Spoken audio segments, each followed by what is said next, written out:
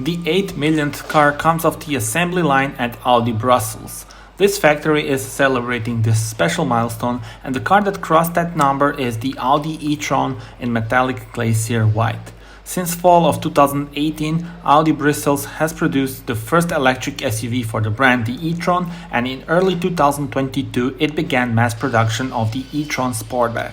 More than 3,000 employees are currently producing the e-tron Sportback, and of course the e-tron S as well as the e-tron S Sportback models.